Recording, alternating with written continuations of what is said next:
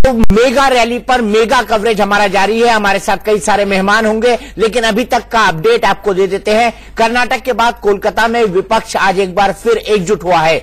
पश्चिम बंगाल के brigade parade ground में कांग्रेस समेत करीब दर्जन भर क्षेत्रीय दलों के नेताओं का जमघट लगा है। ये सभी दल मोदी सरकार के खिलाफ अपनी एकजुटता और शक्ति का प्रदर्शन कर रहे हैं। ममता बनर्जी अपनी इस मेगा रैली के जरिए खुद को क्षेत्रीय दलों की सबसे बड़ी नेता के रूप में स्थापित करना चाहती हैं। लोकसभा चुनाव से पहले बंगाल में विपक्षी नेताओं का जमघट मोदी के खिलाफ माहौल बनाने की कोशिश है। लोकसभा चुनाव से पहले होने वाली इस मेगा रैली के मायने क्या है, हम आपको बताएंगे। हमारे साथ एक्सपर्ट का पैनल मौजूद होगा और हमारे साथ कई सारे राजनीतिक मेहमान भी होंगे जिनसे हम बातचीत करेंगे। ये आप देख सकते हैं, कुल 543 सीटें थी लोकसभा की 2014 में और इस बार भी 543 सीटें हैं। उसका अंक गणित हम आपको बता रहे हैं। बीजेपी को 282 मिली थी, कांग्रेस को 44 मिली थी, टीएमसी को 34 मिली थी और बीजेडी को 20 मिली थी। यहां पर टीडीपी को 16 मिली थी, सीपीआईएम को 9 मिली थी, एनसीपी को 6 और समाजवादी पार्टी को 5। तो तमाम राज्यों में, पश्चिम बंगाल में 42 सीटें हैं। 42 सीटों के बाद क्या ममता बनर्जी का जो मन में एक उम्मीद है, मन में एक आशा है, या ये कहें कि मन के अंदर एक सपना है कि वो प्रधानमंत्री तक की गद्दी तक पहुंच जाएं या प्रधानमंत्री के उम्मीदवार के रूप में अपने आप को पेश करें, क्या ऐसा हो पाएगा? इसी पर बात करने के लिए हमारे साथ डॉक्टर अजीज खान है जो कि एसपी के स्पोक्स पर्सन है। लखनऊ स्टूडियो से हमारे साथ जुड़ेंगे। सत्य प्रकाश मिश्रा जी हैं जो कि जेडीयू के स्पोक्स पर्सन है, नोएडा स्टूडियो में हमारे साथ है। नवीन कुमार जी हैं जो कि बीजेपी का स्पोक्स पर्सन है और अजय उपाध्याय जी हैं जो कि कांग्रेस के स्पोक्स पर्सन है। तमाम लोगों से हम बात करेंगे, लेकिन सबसे पहला सवाल नवीन कुमार आपसे, क्या आपको लगता है कि ममता बनर्जी प्रधानमंत्री पद के एक उम्मीदवार के तौर पर हो सकती है? दीपक जी, जो ये गठबंधन या जिसको आप गठबंधन का नाम बता रहे हैं, नहीं गठबंधन ही है, नाम नहीं बता रहे हम, ये गठबंधन ही है। गठबंधन कैसा? उत्तर प्रदेश में समाजवादी पार्टी बसपा कांग्रेस के खिलाफ चुनाव लड़, तो यहाँ पर है ना, यहाँ पर है जिस समाजवादी पार्टी और बहुजन समाज पार्टी दोनों है। क्या उपयोग? जिस जगह पर इस समय टीएमसी रैली कर रही है, वहां की कांग्रेस, जो वेस्ट पश्चिम बंगाल की कांग्रेस है, वो टीएमसी का विरोध कर रही है और वहां पे वो कह रहे हैं कि हमारे ऊपर के नेताओं से, केवल पैराशूट नेताओं से काम नहीं चलेगा, जमीनी स्तर की बात करेंगे ना। अरे राहुल गांधी ने लेटर लिखा है, आप भूल गए? तो राहुल गांधी ने पढ़ाई लिखाई नहीं की है कल से लेकर आज तक? राहुल गांधी ने लेटर लिखा है अपने और मल्लिकार्जुन खड़गे को भेजा है। इस यूनिट को क्यों नहीं लिखा कि उसमें शामिल हो? क्यों पश्चिम बंगाल की मल्लिकार्जुन खड़गे को भेजा है उन्होंने? नेता है वो लोकसभा में पश्चिम बंगाल कांग्रेस जो है उसको पार्टी से निकाल दिया क्या उनके नेताओं को? ये कौन सा तर्क हुआ? नहीं, पार्टी में है ना। मैं आपको सिर्फ ये पश्चिम बंगाल की राहुल का पूरा आशीर्वाद इस रैली पर मौजूद है और जो राहुल का पूरा आशीर्वाद इस रैली पर मौजूद है। राहुल का आशीर्वाद, ये मत समझिए कि विपक्ष जो है खंड खंड हो गया है। आप इस मुगालते में मत रहिए। ममता बनर्जी से जो अलायंस होगा भी वो सिर्फ पश्चिम बंगाल के लिए होगा, क्योंकि उनकी पार्टी की मौजूदगी पश्चिम बंगाल और त्रिपुरा के अलावा इक्का दुक्का उड़ीसा के नजदीकी राज्यों में हो सकती है, लेकिन उससे ज्यादा तृणमूल कांग्रेस कहीं नहीं है। तो फिर राहुल गांधी अपने प्रतिनिधि को भेजते हैं, तो इसमें दिक्कत क्या है? किसी को प्रतिनिधि से नहीं भाई, आपकी स्टेट यूनिट आपके खिलाफ काम कर रही है।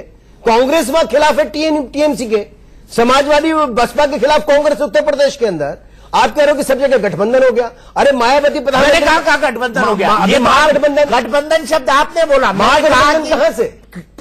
मैंने कहा कि ममता बनर्जी अपने आप को पीएम के तौर पर प्रोजेक्ट कर रही है इस रैली के बाद। ममता बनर्जी प्रोजेक्ट कर रही है, मायावती प्रोजेक्ट कर रही है अपना प्राइम मिनिस्टर कैंडिडेट के तौर पे, केसीआर प्रोजेक्ट कर रहे हैं, ये राहुल गांधी जी प्रोजेक्ट कर रहे हैं। तो कौन है प्रधानमंत्री पद का दावेदार? 4 दावेदार हैं क्या?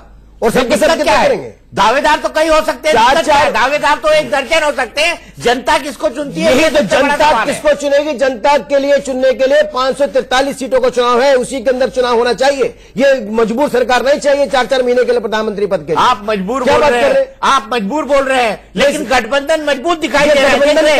आप भीड़ देख रहे हैं, मुझे भीड़ देख रहे हैं। अरे भीड़ देख रहे हैं। भीड़ तो मध्य उत्तर प्रदेश के अंदर समाजवादी पार्टी के नेता अखिलेश यादव और राहुल गांधी की रैली में भी थी। क्यों मतलब आप मानते हैं अखिलेश यादव ने निकाल करके भारत मतलब आप मानते हैं उनकी रैली में भीड़ तो थी, लेकिन उन्हें क्यों निकाला? मानते हैं सीटें तो नहीं अरे जीती। आप मानते हैं ना उनकी रैली में भले से पिछली बार सीटें ना मिली हो, इस बार तो मिल सकती है। सवाल ये है उनका वोट दे सकती है। दीपक जी, भीड़ होना मतों में परिवर्तन होना नहीं है। आदमी ये भी देखने के लिए आता है किस प्रकार की बातें कर रहे हैं लोग। आज देश को तोड़ने की बात कर रहे हैं, देश को हिंदुस्तानियों को हिंदुस्तान से लड़ाने की बात कर रहे हैं। और आप कब लड़ाया आप नवीन कुमार जी? किसने लड़ाया, कब लड़ाया? कांग्रेस। बताइए जरा जल्दी बताइए, किसने लड़ाया, कब लड़ाया? बताता हूँ, सुनिए। कर्नाटका में खड़े होकर के कहा उत्तर भारतीय के मुख्यमंत्रियों को दक्षिण भारतीय कर्नाटक में आपने लोग कांग्रेस और जेडीएस को तोड़ने की कोशिश कर रहे हैं। आपके विधायक आईटीसी भारत में बैठे हुए हैं, आपके विधायक आईटीसी भारत में बैठे हुए हैं, जो राहुल गांधी बताइए इनके विधायक बैठे हुए कि नहीं? ये कांग्रेस की जेडीएस सरकार को तोड़ने की कोशिश कर रहे हैं नहीं? जेडीएस कांग्रेस सरकार को बताइए, सबके साथ खड़े होंगे? बोलो। बात है, नवीन भाई तो बोलने में माहिर हैं, बड़ा अच्छा बोलते हैं, प्रवक्ता हैं, बोलेंगे, इनका काम है बोलना। शत्रुघ्न सिन्हा भी अभी इस रैली में शत्रुघ्न सिन्हा है और एक इनके केंद्र में मंत्री हैं, उनके पिताजी भी हैं, यशवंत सिन्हा वही मंत्री है केंद्र में अभी मोदी जी की सरकार में। उनके पिताजी भाई, इसका मतलब क्या हुआ? अरे भाई मेरी पिताजी विरोध में नहीं बात करेंगे तो आप हटाइए ना, भाजपा में भी भाजपा के कार्यकर्ता भी हैं अभी। अरे आपके भाजपा के नेता भी हैं। अरे भाजपा के नेता है, ये बोलिए। अरुण शौरी की बात जरा अगर अरुण शौरी नहीं है नेता, अरुण शौरी को आप बोलिए कि भाजपा के नेता नहीं है। जसवंत सिन्हा नहीं है, मैंने कहा नहीं है, सिन्हा नहीं है। अरे आप शत्रुघ्न सिन्हा नहीं है, बोलिए। वही कह रहे हैं नहीं है, मेरे बोलिए नहीं है। एक सवाल नहीं है। शत्रुघ्न सिन्हा ने हफ्ते भर पहले एक चैनल के मौजूदा कार्यक्रम में, एक चैनल के कार्यक्रम में साफ साफ बीजेपी की बुराई करी थी। सुशील मोदी ने कहा कि उनको पार्टी से अलग हो जाना चाहिए, लेकिन भारतीय जनता पार्टी एक सांसद न खो दे, इसके चक्कर में वो शत्रुघ्न सिन्हा को आज तक पार्टी से निकाल नहीं पाई है। ये है आपका बहतरीन का सीना। सुनिए, मैं आपको इसका जवाब देता हूं। मैं आपने कहा कि अरे भाई, मैं ये कह रहा हूं चुनाव में जा रही है सरकार, पूरे देश में लोग चुनाव में होने जा रहे हैं, देश की जनता तय करेगी कौन सी के साथ। इसलिए है क्योंकि मोदी जी ने देश में जिया है। अच्छा, एक एक करके बोलते हैं, एक एक करके बोलते हैं। नवीन आपको बहुत कम किया। अजय उपाध्याय जी, राहुल गांधी का भी सपना पीएम बनने का पूरा नहीं होने वाला, इसीलिए वो पीछे के गली से निकल लिए, पतली गली से सड़क लिए और उन्होंने सिर्फ मल्लिकार्जुन खड़गे। भाई, हम सपना नहीं देखते, हम हकीकत में बात करते हैं, सच्चाई में बात करते हैं, विनम्रता और शालीनता के साथ आपको कहना चाह रहे हैं। हमारे लिए प्रधानमंत्री, मंत्री और सरकार महत्वपूर्ण नहीं है, देश महत्वपूर्ण है। आज देश तोड़ने के कगार पर लोग हैं, हिंसा के नाम पे नफरत का जहर पूरे देश। आपने मेरे सवाल का जवाब नहीं दिया। जवाब यही है, मेरे सवाल का जवाब दीजिए, भाषण मत दीजिए। मुझे ये बताइए, क्या राहुल गांधी पीएम के उम्मीदवार है? नहीं, देखिए, प्रधानमंत्री का उम्मीदवार तो चुनाव के बाद होगा ना। क्यों? हमने उम्मीदवारी नहीं यहाँ तय करने आए हैं।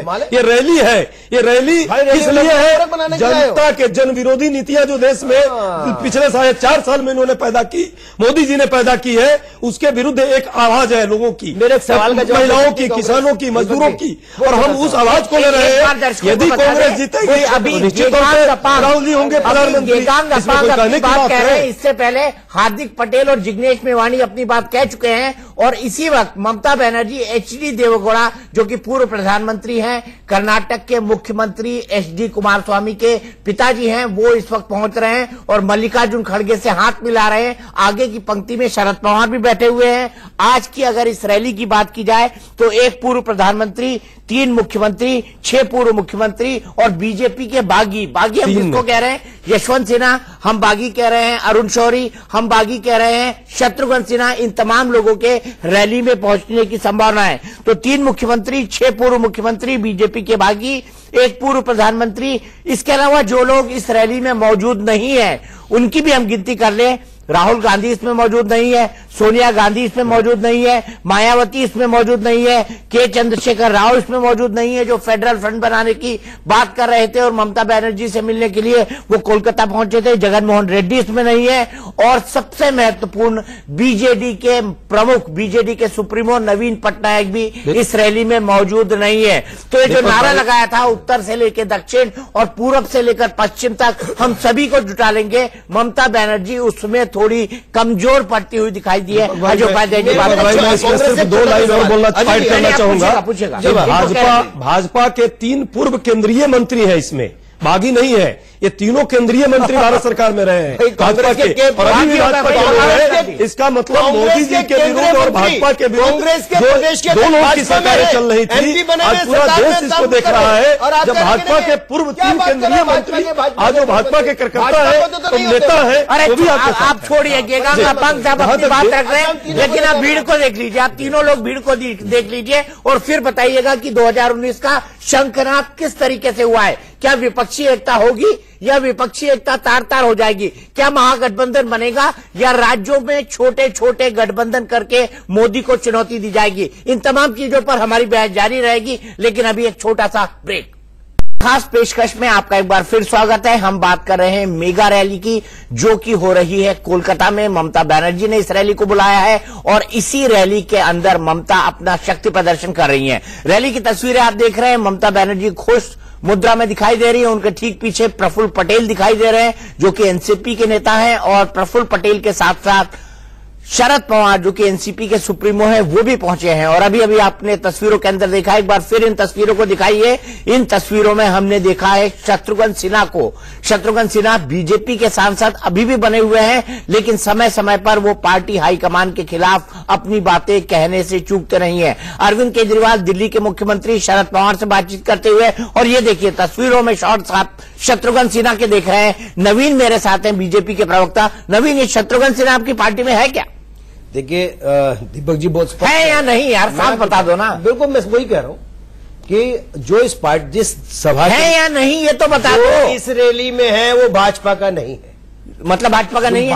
मैं भी आपको निकाल के बताऊं ये आपकी पार्लियामेंट्री पार्टी के मेंबर है, ये आपकी पार्लियामेंट्री पार्टी के मेंबर है, तो आपके पास इतना साहस क्यों नहीं है कि आप इनको पार्टी से निकाल दो? सुन लीजिए, अगर ये देखिए शत्रुघ्न सिन्हा जा रहे हैं आपकी पार्टी के सांसद, और उनके साथ डेरेक ओब्रायन है।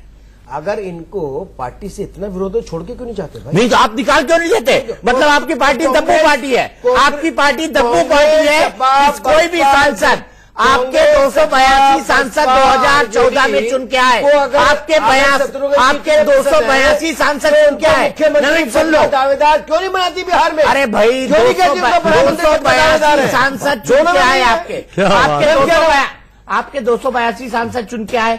क्या आप एक सांसद को अनुशासनहीनता के खिलाफ में पार्टी से नहीं निकाल सकते? निंदा विंदा क्या होता है? राखिए दीपक भाई, हमारी तो फिर बोलिए मत ये हमारी पार्टी में नहीं है, फिर भी बोलिए हमारी पार्टी में नहीं है। मैं कह रहा हूँ कि बोलिए हमारी पार्टी में। आप अगर आप कह रहे हैं निंदक नहीं रहे राखिए, तो आप बोलिए ये आपकी पार्टी में है। भाई शत्रुघ्न सिन्हा आपकी पार्टी में है। आज की रैली में अभी जो इतनी जो गठबंधन महागठबंधन की सबकी रैली में किस पे चर्चा हो रही है?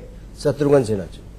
शत्रुघ्न सिन्हा पे से चर्चा हो रही है क्योंकि भारतीय जनता पार्टी की टिकट पर चुन करके वो आए थे। मेरा ये कहना है कि अगर कांग्रेस, सपा, बसपा जितने भी लोग बैठे हैं उन सबसे पूछो कि वो यहाँ पर इनकी सोच, नियत, नीति क्या है। ना तो एक नीति है, सब कुछ ना एक सोच है, ना एक नियम है। ज्ञान देने लगे आप, मैं सब कुछ लूंगा। ये जो गठबंधन है, सिर्फ इतना बता दीजिए कि वो जो बैठे हुए हैं शत्रुघ्न सिन्हा, वो आपकी पार्टी में है या नहीं? ये जो है ना आपकी पार्टी में? हाँ बोल दीजिए। हम अरे मेरे से हाँ क्यों बुलवा रहे? मेरी बात, अरे हाँ तो बोल दीजिए आप। ये आप फिर ज्ञान देने लगे। मुझे सिर्फ इतना बताइए कि शत्रुघ्न सिन्हा आपकी पार्टी में है या नहीं? और अभी जयंत चौधरी जो कि आरएलडी के नेता है वो बोल रहे हैं अजीत सिंह के बेटे, ये सपा, बसपा और आरएलडी का देश में लोग आ रहे हैं, लेकिन आपने जवाब है, ये लीडर वर्सेस लीडर का है। अरे ये डीलर्स मंच पे है और लीडर इधर है। शत्रुघ्न सिन्हा भी डीलर है, शत्रुघ्न सिन्हा भी एक डीलर है और एक लीडर है। अरविंद केजरीवाल क्या बात कर रहे हैं? दिल्ली में लोगों का दम घुट रहा है, वहां पर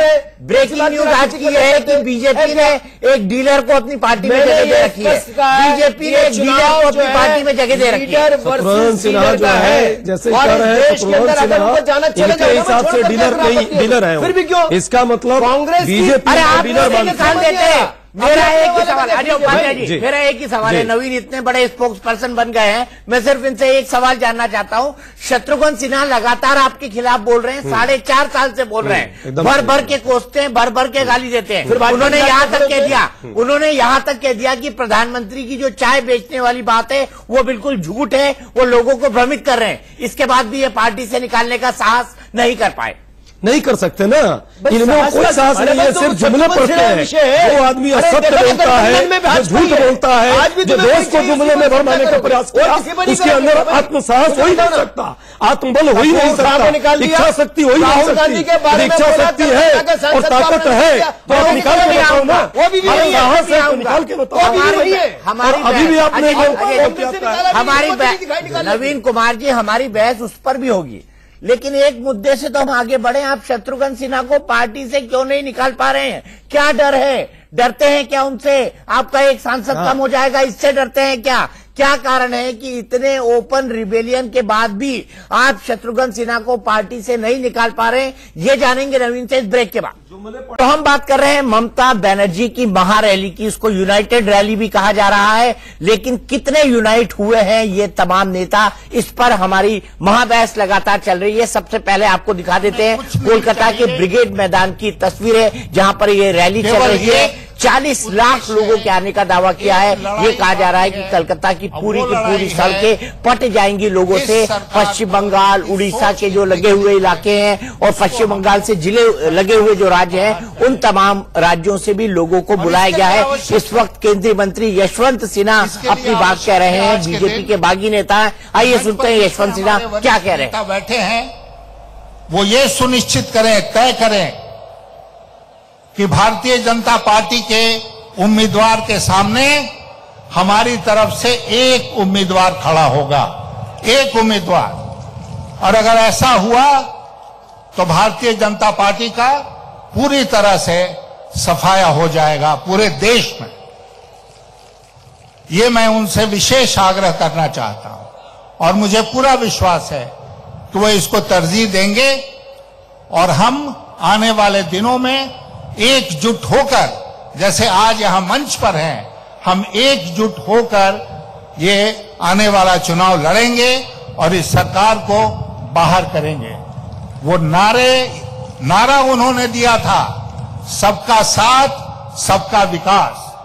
आज 5 साल के बाद हम देख रहे हैं सबका साथ तो उन्होंने लिया, लेकिन विकास के बदले उन्होंने सबका नाश किया और इसलिए देश को बचाना है।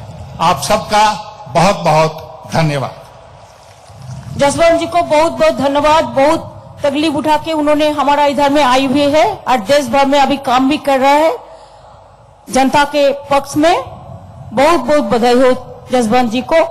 मैं अभी अरुण शौरी जी को 2 बात कहने के लिए रिक्वेस्ट करेंगे। हमारा मंच में बहुत सारे लीडर लोगों ने है, आप देखा है, सरोज जी भी बैठे हैं, शरद पवार है, अखिलेश यादव है, कुमार स्वामी जी है, चंद्रबाबू नायडू है, शत्रुघ्न सिन्हा जी है, अभिषेक जी है, बहुत सारे लीडर हमारे इधर में देवगौड़ा जी है, सब बैठे हैं। तो अरविंद केजरीवाल जी है, तो एक एक करके बोलेंगे। আমি আপনাদের সবাইকে অনুরোধ করব যে যার মতো দাঁড়িয়ে থাক, যে যার মতো আপনারা পেছনে যারা আছেন ব্যারিকেডে বসে পড়ুন না, একটু শুনতে হবে ধৈর্য ধরে। यशवंत सिन्हा क्या आपकी पार्टी में है? जी हमारी पार्टी में होते तो आपने कब निकाला उनको? हमारी पार्टी में होते तो यहाँ होते ना। नहीं, आपने कब निकाला उनको? ये तो दीपक भाई मैंने एक आपको सवाल का नहीं, आपने कब निकाला? तारीख बता दीजिए। तारीख मुझे एक्सप्लेन किया गया पार्टी मैंने कब उनको कारण बताओ नोटिस दिया गया? आप प्रवक्ता होने के बाद भी गलत फैक्ट्स गलत के सामने रख रहे हैं, गलत फैक्ट्स हैं। तो हमारे यशवंत सिन्हा अभी भी भारतीय जनता पार्टी में बने हुए हैं। 11.25 करोड़ से ज्यादा सदस्य हैं दीपक जी। मतलब एक सदस्य नहीं है, एक सदस्य अगर पार्टी सदस्य नहीं है भाजपा के, संस्थापकों में है, भाजपा के खिलाफ बोले तो आप क्या बात करते हो? आपने देश के स्वतंत्रता सेनानियों को बाहर कर दिया, आपने गोविंद परिवार के बाहर कर दिया, आपने क्या बात करो? अरे ये डीलर्स वर्सेस लीडर का है, डीलर्स के चक्कर में मत जाइए। देश के भाजपा के द्वारा आपने क्या किया? नफरत का जाल बनाने वाले आप लोग करेंगे। देश को 2019 में हिंदुस्तानियों में लड़ने वाले आप लोग, आतंकवादियों के साथ खड़े आप लोग, और इससे बात करें आपके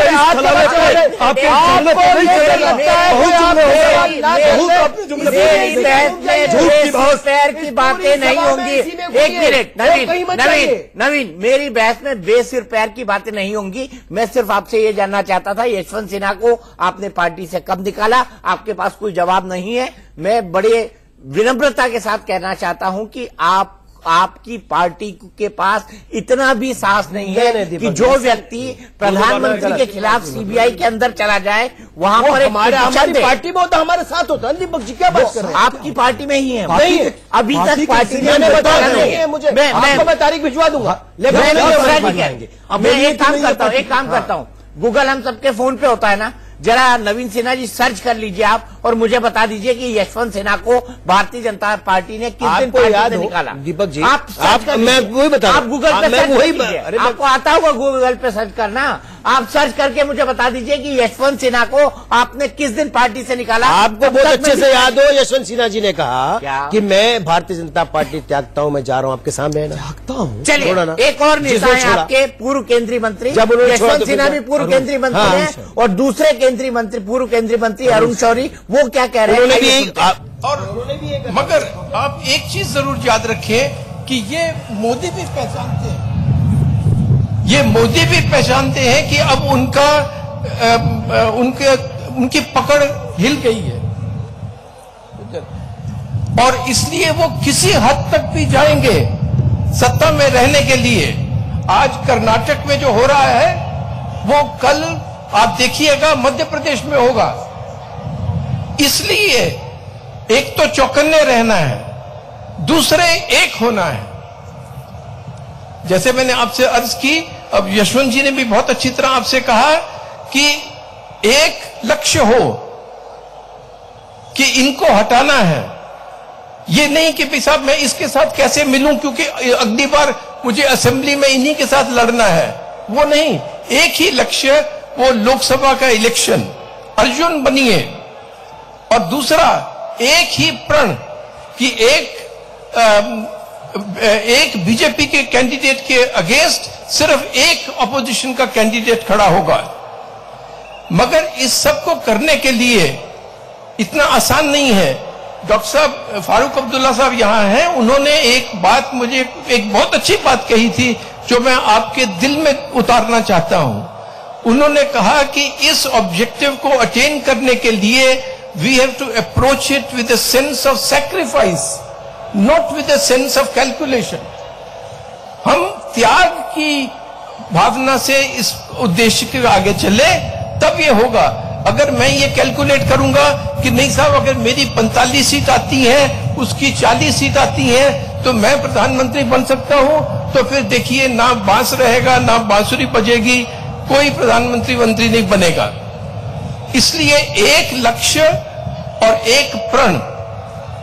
और दूसरी बात यह है कि मोदी से तो, और ये मैं इसी पर खत्म करूंगा कि मोदी से और ये मोदी शाह जो है, शाह मोदी जो है, इससे तो लोगों का एतबार उतर गया है। मगर अब उनको एतबार ये दिलाना है कि आप सब इकट्ठे रहोगे, आप सब इकट्ठे हो।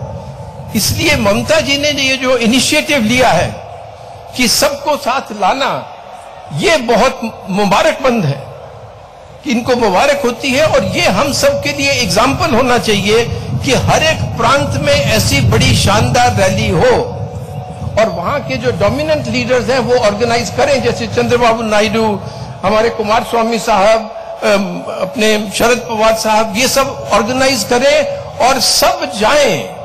किसी नुमाइंदे को मत भेजिए, सबको बुलाइए, सबके पास जाइए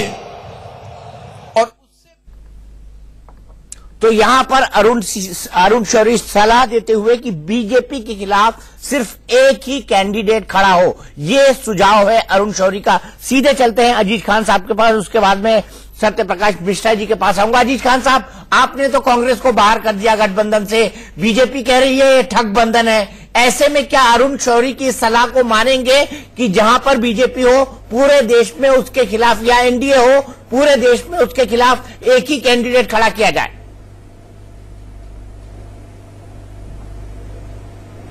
दीपक जी बहुत बहुत शुक्रिया। कम से कम 45 मिनट के बाद मुझे आपने अपनी बात रखने का मौका दिया। मेरे ख्याल से मैं इसके बाद मुझे मेरा वक्त भी हो जाएगा, मैं निकल भी जाऊंगा। आपने मुझे मौका नहीं दिया, इसके लिए कहीं ना कहीं आपको बहुत शुक्रिया, बहुत धन्यवाद मैं दे रहा हूं। देखिए, बीजेपी की बात मैं नहीं करता, क्योंकि बीजेपी के लिए तो मीठा मीठा गप, कड़वा कड़वा थू, जो इनको सूट करता है वही ये बात मानते हैं। आप अपनी बात करिए ना, बीजेपी की बात क्यों कर रहे हैं? मेरा सवाल सीधा है, क्या आपको लगता है कि इस तरह का गठबंधन बनेगा जिसके अंदर अगर मुद्दे पे आऊंगा? दीपक जी, मुझे अब तो मुझे मौका दे दें बात रखने के लिए। मैं सवाल पूछ रहा हूं, उसका जवाब देना अजीत खान साहब। सर, आप सवाल पूछ लीजिए। अरे आप मुझे बात रखने दीजिए। मेरा सवाल बड़ा सीधा है सर, मैं क्या ऐसा कोई एलायंस बन सकता है ये तो बात रखना, एनडीए के खिलाफ एक ही कैंडिडेट खड़ा हो पूरे राज्यों में? सर, पूरे देश में अलायंस बन चुका है बीजेपी के नीतियों के खिलाफ, मोदी के खिलाफ नहीं, मोदी की नीतियों के खिलाफ। जिस तरीके से इन्होंने पूरे देश को ठगा है, देश को गुमराह किया है, आज देश की पूरी जनता गठबंधन के साथ है। ये मुगालते में न रहे, ये कंफ्यूजन में न रहे। हकीकत तो ये है कि इनके खिलाफ आज देश की जनता का आह्वान है, वो जनसैलाब इनको दिख रहा होगा।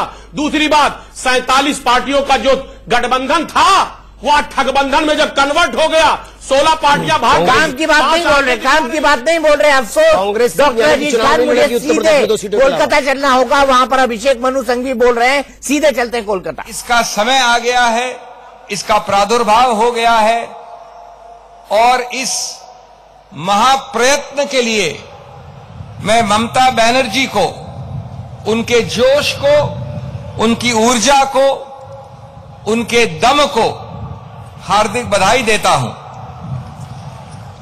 इस इंद्रधनुष की नियत एक है, नीति एक है।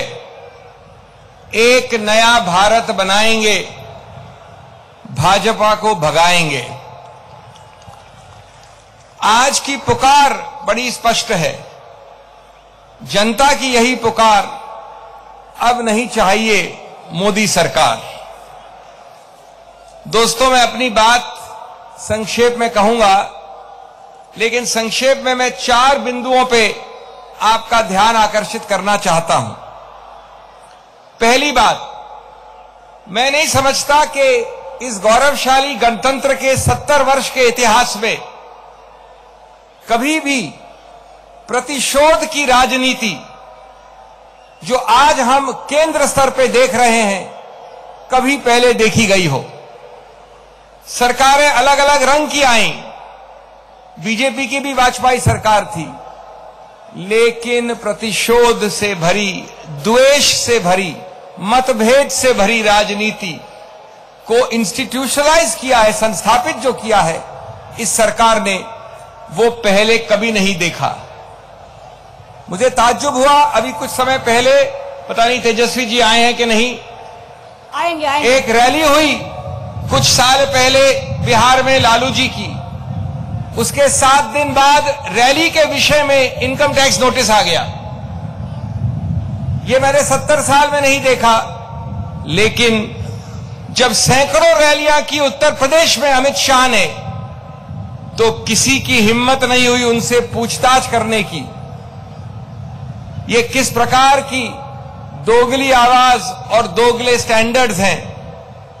तो हम बात कर रहे हैं ममता बनर्जी की यूनाइटेड इंडिया रैली की। एक बार सीधे लिए चलते हैं आपको कोलकाता, वहां से लाइव तस्वीरें दिखाते हैं। ममता बनर्जी खुद मंच संचालन कर रही है, एक एक करके तमाम नेताओं को बुला रही है, और इस रैली के अंदर एक पूर्व प्रधानमंत्री यानी एचडी देवेगौड़ा, 3 मुख्यमंत्री, 6 पूर्व मुख्यमंत्री, बीजेपी के तमाम बागी, ऐसे मिला के 22 पार्टियों के नेता इकट्ठे हुए हैं। आप तस्वीरें देख सकते हैं ब्रिगेड परेड ग्राउंड की, कलकत्ता की, और यहाँ पर यह बताया जा रहा था कि 40 लोग आएंगे आएंगे, लेकिन अगर 40 लोग भी नहीं आते हैं, 2-4 लोग भी आते हैं, तो इस रैली को बहुत सफल माना जाएगा। 1977 में इसी तरह की एक रैली सरकार के खिलाफ करने की कोशिश की थी ज्योति बसु ने, और वो सफल हुए थे। ममता बनर्जी उससे भी बड़ी सफल रैली करके एक इतिहास रचना चाहती हैं। जो देश की राजनीति है उसके अंदर हमारे साथ यहाँ पर मौजूद है सत्य प्रकाश मिश्रा जी, जो कि जेडीयू के प्रवक्ता है। मिश्रा जी, आपको क्या लगता है, क्या जिस तरह से 22 पार्टी आ तो गई, राहुल सोनिया नहीं आए, साथ ही साथ मायावती नहीं आई, केसीआर नहीं आए जो फेडरल फंड बढ़ा रहे थे, जगन मोहन रेड्डी नहीं आए, नवीन पटनायक नहीं आए, तो आपको लगता है कि इनके बीच एकता हो पाएगी? जो फॉर्मूला यहां पर पेश किया जा रहा था कि बीजेपी या एनडीए के खिलाफ एक ही कैंडिडेट दे, क्या एक ही कैंडिडेट हो पाएगा? पहले तो जो एनडीए के खिलाफ इनकी जो एक मंशा है एक कैंडिडेट देने की, वो बिल्कुल ही संभव नहीं दिख रहा, क्योंकि इनका जो ये महाठगबंधन है, इसमें हर ठग जो है प्रधानमंत्री पद का दावेदार अपने आप को मानता है, और वो चाहता है कि कहीं न कहीं इस एक्सीडेंट में, जो पहले कभी एक्सीडेंट हुआ था, उसी तरह मैं कहीं एक्सीडेंटल प्राइम मिनिस्टर फिर अगली बार बन जाऊं क्या? एक्सीडेंटल प्राइम मिनिस्टर तो मनमोहन सिंह था। हाँ, वो थे, तो फिर चाहते हैं कि अगली बार कोई एक्सीडेंटल प्राइम मिनिस्टर इनके बीच से बन जाए। हर आदमी बन गए थे। हाँ, बन गए थे, लोग राष्ट्रीय पार्टी से थे। माफ कीजिएगा, ये तमाम लोग जो मौजूद हैं, इनमें से 70% लोगों का कोई जनाधार नहीं है। अब शरद यादव वहां बैठे हैं, जो खुद चुनाव हार जाते हैं, जो खुद उनका कोई जनाधार कहीं नहीं है, ठीक है, नेम प्लेट में लगाने लायक नेता हैं।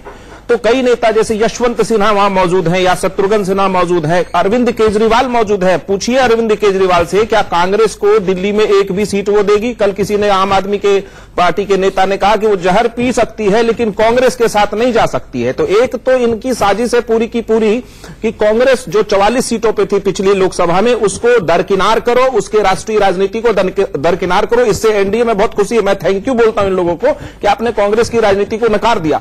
लेकिन ये जो पॉलिटिकल घेटोइज्म है छोटी छोटी पार्टियों का, 20-20 एमपी या 10 एमपी या किसी राज्य में 10 विधायक हैं, वो इसलिए 100 दिन पहले एक होना चाहते हैं कि कहीं इस बहती नैया में हमारे बीच से कोई प्रधानमंत्री बन जाएगा क्या? सपना सिर्फ एक है, और इनके पास न कोई राष्ट्रीय नेता है, न कोई नीति है। लोग नहीं आए वो भी सपने देख रहे हैं। नहीं, जो लोग नहीं आए वो इनको नकार रहे। जैसे राहुल गांधी को, मुझे तो लगता है राहुल गांधी को बुला गया। नीतीश जी के बारे में जब मैंने आपके बोलने के समय बीच में खत्म कर लीजिए, ब्रेक पे भी जाना। मैंने आपके बोलने के समय बोला नहीं था। बोले आप बोलिएगा, समय आएगा आप बोलिएगा, बीच में मोदी जी पर भी कुछ चर्चा हो जाती है, आप चुप हो जाइए, आपका समय आएगा, जवाब जी पर भी कुछ चर्चा हो जाती है। राहुल गांधी को मुझे लगता है जो उत्तर प्रदेश में मायावती क्यों चले गए, उसके बाद वो जी में भी बुलाया गया नहीं गया हमें नहीं जानकारी है। उन्होंने अपने 2 लोग आपके साथ है सर, प्लीज, अगर पीडीपी आपके साथ सर यही कारण है कि आप 44 पर बस इसी में कुछ नहीं है के बोलने की जो आदत है ना, ये 44 नहीं, आप 40 से नीतीश जी का दर्द पूछना चाहते हैं, क्या हुआ? आप बोलिएगा, आप बीच में ना बोले। राहुल गांधी मायावती ने बताया,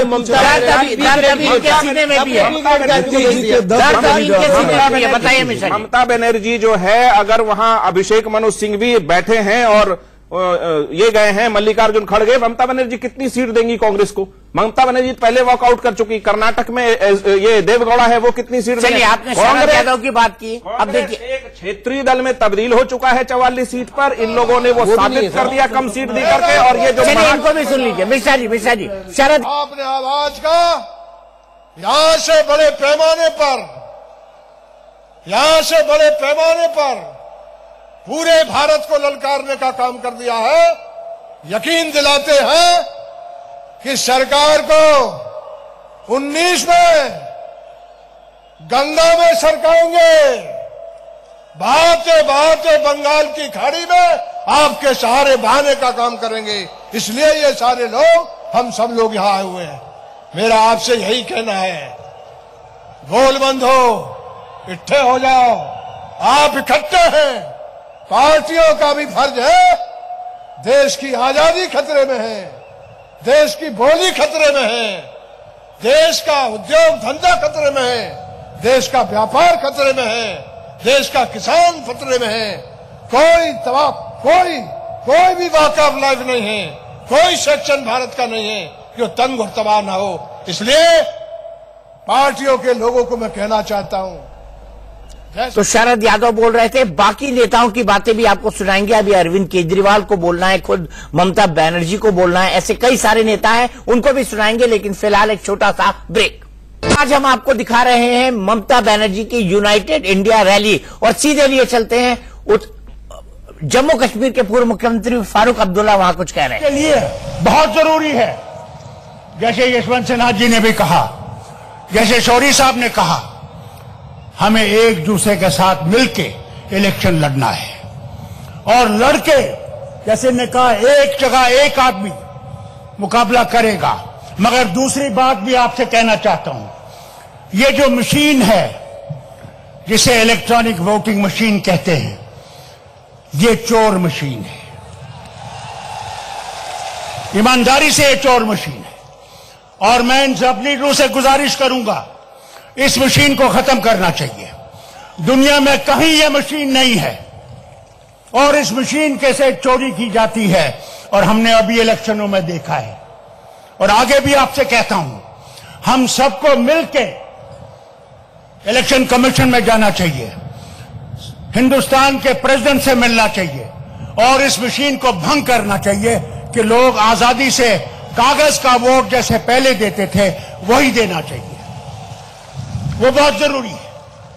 बाकी मैं इससे ज्यादा कुछ नहीं कहूंगा, सिर्फ ये कहूंगा कि हम सब इकट्ठे हैं, और उम्मीद करता हूं कि इस साल एक नई हुकूमत बनेगी जो सारे देश के साथ इंसाफ करेगी, सारे इंस्टीट्यूशंस को ठीक करेगी, और एक नया हिंदुस्तान बनाएगी जिसमें हम सब प्यार से और मित्रता से रह सकें, और खुशी से हमारे बच्चे, हमारी बहनें तरक्की कर सकें। अजय उपाध्याय जी, मेरा सीधा सवाल और सीधा जवाब दीजिएगा, क्या कारण है कि राहुल सोनिया इस रैली में नहीं है? देखिए, हमारे केंद्रीय नेतृत्व ने ऑलरेडी 2 हमारे रिप्रेजेंटेटिव को भेजा है। आपने देखा अभी सिंघवी जी और बाकी लोग, राहुल जी और सोनिया जी का नहीं रहना कोई ऐसा मैटर नहीं है। उनके संवाद में मैसेज लालू जी ने क्या उनको लगा कि इस रैली में अगर वो शामिल होंगे तो अपरोक्ष रूप से वो ममता बनर्जी के प्रधानमंत्री पद की दावेदारी पर मोहर लगाएंगे, इसके चलते वो दूर रहे? दीपक भाई, अभी प्रधानमंत्री पद का कोई यहाँ पे राजनीति जो भी आप प्रश्न पूछते हैं, मुझे लगता है ये अभी जल्दीबाजी होती है। प्रधानमंत्री पद का है ही नहीं मामला। मामला अभी देश को बचाने का है, संवैधानिक संस्थाओं को बचाने का है, डीलरों से बचेगा क्या? जिस तरह से देश लीडर से बचेगा, तोड़ रहे हैं, देश बचेगा एक सशक्त प्रधानमंत्री से, देश नहीं बचेगा एक भ्रष्टाचार की बात, 4 महीने की सरकार नहीं बचेगा देश, अन्याय कर रहे हैं, वो है प्रश्न। भाजपा को 4 महीने के लिए प्रधानमंत्री देश का प्रश्न है, और देश का प्रश्न कब बचेगा? कांग्रेस का इतिहास बताइए, चौधरी चरण सिंह, देवगौड़ा, इंद्र कुमार गुजराल, जन विरोधी नीतियों के मुझे बताइए किसको आपने एक्सेप्ट किया? उस आवाज में चंद्रशेखर सबको निकाल दिया। नवीन, इससे ज्यादा तेज मैं चिल्ला सकता हूँ, आप प्लीज ऐसा मत करें कि ये बोलना शुरू करें। अजय जी जवाब दीजिए, अजय जी जवाब। मैं सिर्फ ये कह रहा हूँ दीपक भाई, आप एक वरिष्ठ बुद्धिजीवी पत्रकार हैं, वर्षों का आपका अनुभव है। आपने देखा होगा कि 4 वर्ष में, इससे पहले भी देश में भाजपा की सरकार थी, वाजपेयी जी जिनको हम भी श्रद्धा देते हैं, श्रद्धे रहे हैं, उनकी भी सरकार थी। इस तरह का जंगल राज नहीं रहा, इस तरह तानाशाही नहीं रही, इस तरह एक व्यक्ति का इतना अहम नहीं रहा, मैं मेरा और मैं। आज है जंगल राज? ना बताइए कैसे है जंगल राज? कैसे है जंगल राज? अरे सीबीआई जैसी संस्था जहां सुरक्षित ना हो, तो आरबीआई जैसी संस्था, सीबीआई नहीं सुरक्षित है। सीबीआई के डायरेक्टर को रोज उठा के बदला जा रहा है। क्या जिम्मेदारी रखे मिश्रा जी? आपको लगता है जंगल राज है अभी? बिल्कुल ऐसा कुछ भी नहीं है। आप ये बताइए ना, सीबीआई क्या है? सीबीआई किस तरह सीबीआई आपने कह दिया, कह दी अपने सीबीआई को पैरोट सुप्रीम कोर्ट ने जब आप थे ना सरकार में यूपीए की तब कहा, और सीबीआई का जितना मिसयूज कांग्रेस ने पिछले 70 साल में किया है शायद किसी ने किया नहीं होगा। आपको बता दूं मैं, वो रामनाथ गोयनका के घर पे रेड हो, चाहे इंडियन एक्सप्रेस की बिल्डिंग पर रेड हो, वो सब आपके सरकार के दौरान हुआ है। सीबीआई का सबसे ज्यादा मिसयूज, और भारत की तमाम उन संस्थाओं, सुप्रीम कोर्ट के इस पर बातचीत जारी रखेंगे। यूनाइटेड इंडिया रैली भी आपको दिखाएंगे। फिलहाल एक ब्रेक।